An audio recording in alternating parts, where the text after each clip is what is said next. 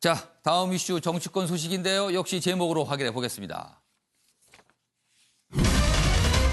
꼼수와 난장판이 된 비례대표제. 그러자 일각에서 이런 얘기가 나옵니다. 이런 비례대표제 계속해야 되는 건가? 이런 목소리까지 있어요, 지금요. 보겠습니다. 친문 비례 더불어 시민당 출범. 그러자 정계련 정치개혁연합입니다. 그 전까지 민주당과 뭔가 이렇게 협상을 하고 논의를 하고 있었잖아요. 그런데 갑자기 훅 빠졌습니다. 어떻게 보면 선택을 못 받았다고 할 수 있습니다. 그러자 이런 얘기를 합니다. 양정철의 작품이다. 격앙했다. 어제 기자회견에서 이런 내용이 좀 나왔어요. 보겠습니다. 자, 정계련 공동대표. 여기 있는 공동대표는 이 더불어시민당과 관련된 내용입니다. 지금 뭐 협약을 맺었다. 여기 보면 민주당 현역 10명 이적 추진 그리고 총선 후 복귀다. 그리고 뭐 합류 대상으로 거론됐던 정당들에서는 뭐 결정한 바 없다. 여러 또 약간 잡음들이 있어요. 여기 보시면 하승수, 정계령 관련돼 있는 분입니다. 처음부터 친문, 친조국 창당 계획을 했다. 우리는 이용만 당한 것이다. 뭐 이런 불만 제기가 있습니다. 다음 기사 보겠습니다. 친문이 밀실에서 주도한 비례당. 유시민 당당하게 하라 비호했다. 또 이런 얘기입니다. 여기 보면 양정철, 이근영 등 친문계 극소수가 시민을 위하여 합류, 창당 등을 주도했다. 그러자 정치개혁연합 갑자기 비례연합정당 추진하다가 뭐 아무것도 할 수 없게 된 상황이잖아요. 그러자 연합정당 정신을 훼손했다. 이게 무엇인가? 그리고 유시민 이사장은 유튜브 방송에서 뭐 독려를 하고 있습니다. 뭐 의원도 꺼주기 하는 거 이런 거 문제 없다. 당당하게 해야 된다. 뭐 이런 얘기까지 해서 또 여기에 기사에 또 실려 있습니다. 자, 그럼 여기서 관련 영상 확인해 보겠습니다. 민주당은 선거연합정당에 참여할까 말까만 정하는 거지 본인들이 무슨 선거연합정당을 선택할 위치에 있지 않습니다. 참 정신 못 차리고 있는 사람들이죠. 양정철 민주급 원장을 비롯한 소수의 사람들이 준동을 하고 있는 게 문제입니다. 이런 상황 어제 저렇게 비난이 있었어요. 그리고 아무튼 뭐 우여곡절 끝에 더불어 시민당 뭐 출범하기로 했죠. 다음 기사 보겠습니다. 그런데요. 다음 기사 넘겨주세요. 여기에 참여하기로 한 인물에 관한 얘기입니다. 당명을 정한 지 그렇습니다. 당명을 더불어시민당으로 정했습니다. 당명 정한 지 몇 시간 만에 성추문에 휩싸인 더불어시민당. 여기에 참여키로 한 어떤 인물에 관한 얘기입니다. 이 비대연합 참여한 가자환경당 대표 과거 미성년자 성추행 전력이 드러났다. 기소유예를 결정받았어요. 기소유예라는 거는 어느 정도 죄는 있어 보이지만 여러 가지 상황상 뭐 기소하지 않는다 뭐 이런 뜻인데 물론 본인은 부인하고 있습니다. 그 혐의에 대해서 아니라고. 그렇지만 과거에 이런 내용이 좀 다시 또 부각이 됐거든요. 그러자 이건 또 악재 아닌가 이렇게 얘기가 되고 있습니다. 요거 정구택 변호사하고 윤영건 전 대표님 질문 드릴게요. 똑같이. 정구택 변호사. 네. 이거 어떻게 된 겁니까? 그전까지는 정계련하고 얘기하고 있었잖아요. 근데 갑자기 바뀌었어요. 그리고 시민을 위하여가 등장하면서 거기하고 손을 잡은 겁니다. 그런데 거기에 참여하는 정당들 많은 분들이 그 정당 언제 봤지? 이런 정당들이 많습니다. 이거 어떻게 된 겁니까? 일단은 뭐 이 예. 논의와 관련해서는 뭐 당내 모든 분들이 공유하고 있는 건 아니고요. 저도 예. 좀 뭐 여러 군데 물어봤는데 사실은 잘 아시는 분이 많지는 않습니다. 많지는 않은데 아마 이런 그러니까 부분을 어떻게 된 건지 잘 모른다는 거예요. 대부분의 분들은. 대부분은 잘 자세히 모르는 것 같아요. 협상 과정을. 근데 그럼 밀실 맞습니까? 지금 말씀하신 게 이제 갑자기 예. 바뀌었다라는 건 아니고요. 이게 예. 지금 어찌 보면 이제 플랫폼 정당을 얘기하던 분이 예. 두 부류가 있었던 거죠. 정치개혁연합하고 시민을 위하여가 있었는데 어느 정도 이제 모르겠습니다만 아마 약간 논란이 됐던 게 저희 당에서도 이제 민중당 문제가 약간 있었어요. 정치개혁연합에 이분들이 이제 돼 있었고 이분들도 아마 참여한다 그랬는데 이 부분이 조금 어쨌든 이념적으로나 좀 부담스럽다 이런 얘기들이 좀 있었던 것 같고요. 그다음에 좀 쟁점이 됐던 게 이게 사실은 플랫폼 정당이라는 건 기본적으로 총선이 끝난 다음에는 소멸하는 걸 전제로 예. 그리고 이 플랫폼 정당에서는 자체적인 어떤 비례대표 후보를 내지 않는 것으로 그게 이제 어느 정도 이제 기본적인 전제 사항인데 그런 부분에 대해서 좀 이견이 있지 않았던가. 정계련하고 생각이 달랐다 그런 부분에서. 그러니까 그런 부분들 저는 또 확실치는 않습니다. 그렇게 확실한 건 아닌데 그러니까 민주당 문제도 좀 있었던 것 같고 뭐 녹색당의 어디 이런 문제는 크지는 않았던 것 같아요. 제가 보기에 이제 뭐 성페미니즘이나 이런 것도 중요한 문제는 아니었던 것 같고 아까 제가 말씀드린 그러니까 이후에 존속하느냐 문제라든지 아니면 자체적인 비례를 내느냐. 물론 저도 이제 뭐 정치개혁연합에서 그게 존속한다 아니면 비례대표를 낸다든지 이런 얘기들이 있었던 걸 전제하는 건 아닙니다. 그런데 약간 그런 데서 약간 생각이 달랐지 않았나 보고요. 지금 말씀처럼 이게 새로운 정당이다 이런 면도 있는데요. 아마 기본적으로 이 연동형 비례제를 만든 것 자체가 자체적으로는 어쨌든 국회에 진출 못하지만 소수 정당들이 국회에 진출을 하기 위한 어떤 그런 발판. 그래서 어쨌든 민주당 입장에서는 그런 소수 정당을 앞번에 놓겠다. 그리고 그러니까 7석 정도를 저희들이 원래 예상하고 있어서 그 이상은 가져가지 않겠다. 그런데 여기 참여하는 소수 정당들 다수가 올해 들어서 만든 정당이에요. 그러니까 정당이라는 게 물론 지금 모르겠습니다만 이제 또 보면 연동형 비례제 나오다 보니까 이제 새롭게 사실은 그 전에도 보면 총선을 앞두고 창당하는 분들은 굉장히 많았습니다. 그러니까 물론 이제 오래된 정당도 있었지만 그런 데서 어쨌든 기존에 활동하던 분들이 뭐 정치에 국회에 진입하기 위해서 만든 것으로 이해하고 있습니다. 정우택 변호사가 그냥 조심스럽게 애써서 설명을 해주셨는데 알겠습니다. 윤영걸 전 대표님, 네. 왜 이런 일이 벌어졌다고 보세요? 저는 뭐 많이 기시감이 있는데요. 기시감. 옛날에 봤던 거. 과거에 언제 보셨어요? 조국 사태 때 모주하고 비슷하지 않아요?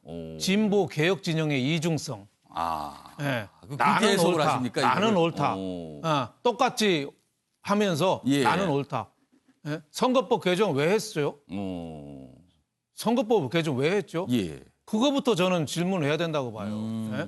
선거법 개정은 그 잠자는 사표들을 줄이고 소수 권익도 많이 좀 하기 위해서 선거법 개정에서 비례대표를 늘린 거 아니에요? 그러면은 저 정치개혁 연합부터 뭐 처음에 합의를 하려면 제대로 하든가 그쪽하고 하기로 했다가 어느 날 갑자기 거기 차버리고 지금 시민을 위하여 뭐 이쪽하고 해서 더불어 뭐 시민당을 만든다는데 여기 시민을 위하여는 뭐 개싸움 운동본부인가요? 그 조국 수호하던 그가 주체가 돼서 하는 시민을 위한 당이잖아요. 그거랑 또 합쳐서 한다니까 이거를 이러려면은 선거법을 그렇게 1+4까지 싸워가면서 바로 저렇게까지 해서 진흙탕 싸움을 하느냐. 저는 그런 면에서 차라리 비례대표제를 없애는 것도 괜찮다 이런 생각이 많이 듭니다. 지금 방금 마지막 말씀에 비례대표제 도대체 왜 있는 거냐라고 이제 마지막 말씀하시고 마무리를 하셨는데 미래통합당 상황도 만만치 않습니다. 지금요. 다음 기사 보겠습니다. 제1야당인 미래통합당 그리고 지금 뭐 통상 자매정당 뭐 어떤 분은 위성정당이라고 합니다. 미래한국당 비례대표 명단이 나왔었는데 발칵한 거죠. 그걸 가지고 그럼 이런 얘기입니다.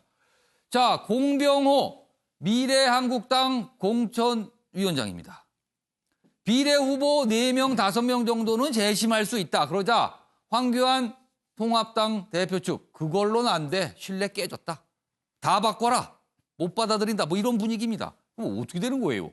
오늘 공관이 다시 열어 명단을 확정한다고 했는데 통합당에선 다른 비례정당도 가능하다. 이건 뭐냐면 지금 미래한국당 만들었잖아요. 그런데 지금 뜻대로 안 되니까 다른 정당 하나 더 만든다. 비례대표용으로. 이런 겁니다. 지금요. 관련 영상부터 보겠습니다. 한성규 대표도 한 5명 정도는 다시 심의를 좀 해달라고 공관위 요청할 수 있겠다라고 얘기했는데 5명은 좀 많긴 한데 이 통합당의 입장은 5명도 아니고 다시 다 심의를 좀 해달라 이런 건데요, 사실. 그럼 국민들을 설득하기가 힘들겠죠. 섭섭하시겠지만 그래도 단기적으로 좀 아픔이 다르더라도 시간이 가면서 그 양반이 참 앞선 공천을 했구나 이렇게 판단할 겁니다. 그 무슨 사심이 있는 사람 같으면은 뭐 누구를 내리꼽고 이렇게 하겠지만 처음부터 전체 그림을 보면 딱 설이나 이런 지향점, 목적지를 정해놓고 이렇게 엄격한 점수 작업을 통해 가지고 사람을 뽑았기 때문에 이런 상황에서 얼마 전 박근혜 전 대통령이 옥중 서신을 보냈죠. 그리고 그 서신을 전달했던 유영하 변호사. 이번에 미래한국당 비례대표 공천 심사에서 탈락했어요. 명단에 들지 못했습니다. 그러다 이런 얘기가 나옵니다. 유영아, 박 공천 능욕당했다고 말했다. 그러다 야당에선 설마 합심하란 말이 본심이지 뭐 그렇게까지 얘기했을까 뭐 이런 거예요. 지금 또. 유영아, 박옥중 전원 밝혀 논란. 한선교 대표에게 배신감도 표현했다. 뭐 이런 주장까지 나오고 있습니다. 이 내용을 다룬 영상이 있습니다. 보겠습니다. 화요일 날 박 대통령 접견을 유영하 변호사가 하셨는데 그때 박근혜 대통령의 반응입니다. 나라를 위해서 통합의 메시지를 낸 것이 무의로 돌아간 것 같습니다. 최대한 절제하면서 나라를 위한 길이라 생각해 통합 메시지를 냈던 것입니다. 그런데 도와주려는 카드를 능욕당한 것이라서 이 효과는 소멸된 것이 아닌가 생각됩니다. 2번 칼질을 당한 것입니다. 사람들이 어쩌면 그럴 수 있나요? 뭐 이런 얘기까지 지금 섞여 들어가고 있습니다. 공천과 둘러싸고요. 이재진 교수님. 네. 통합당에서 그럼 또 다른 비례정당을 만들 수도 있다. 뭐 이런 가능성 슬슬 나오고 있거든요. 이건 어떻게 보세요? 저는 시간적으로 부족할 것 같다라는 생각은 듭니다. 예. 다만 자유한국당의 명칭으로 해서 비례정당을 등록을 해놨다고 이렇게 이야기는 하고 있긴 하지만 사실은 지금 상태에서는 그 공병옥 공천관리위원장에 있는 비례한국당하고 원만한 합의를 어느 유지하는 정도 것이 명단의 그 순위 조정을 그렇습니다. 통해서 네. 좀 합의를 볼 것 같다. 예, 그게 제일 원안일 것 같다는 생각이 들고요. 아까 유영하 변호사가 그 박근혜 전 대통령하고 옥중에서 만나서 이제 이야기를 전했는데 저는 이건 역시도 사실은 좀 부적절하다는 생각이 듭니다. 유영하 변호사가 박근혜 대표를 직접 박근혜 전 대통령 직접 면담을 하시는 것은 다 좋은데 지난번에는 서신이 있었고 이번에는 전문이거든요. 그 전문에 대한 확실한 어떤 신뢰할 만한 근거가 있는 것이 아니기 때문에 그 부분에 대해서는 저희가 참고하면 되지 그걸 가지고 너무 이제 이용을 하거나 하는 측 그들을 경계해야 될 것이지 저걸 갖다가 진위를 정확하게 판단하기는 좀 어렵다. 저는 그렇게 생각합니다. 자, 지금 연속해서 여당과 제1야당의 비례 정당을 둘러싼 난장판이라고도 표현합니다. 지금 언론들은. 그 상황 보셨는데요. 다음 기사가 하나 있습니다. 전체적으로 정리를 좀 했습니다. 제목이 이렇습니다. 사설인데요. 이 정도면 비례대표 폐지가 낫다. 아예 없애라. 유권자들 보기에 민망하다. 이런 뜻입니다. 지금. 내용 보면요. 야당은 난장판 비례공천 파열음이 폭발하고 있고 연합 비례라던 여당은 급조 정당과 파트너를 삼고 있다. 억지의 궤변, 비례제 왜 유지해야 하나? 근본적인 내용을 묻고 있습니다. 정치권에서 좀 답을 좀 해야 될 것 같은데요. 이 부분에서는. 알겠습니다. 정치권 소식 이 정도로 마무리하고요. 다음 기사는 어제 재판이 좀 하나 있었는데요. 그 내용 좀 보겠습니다.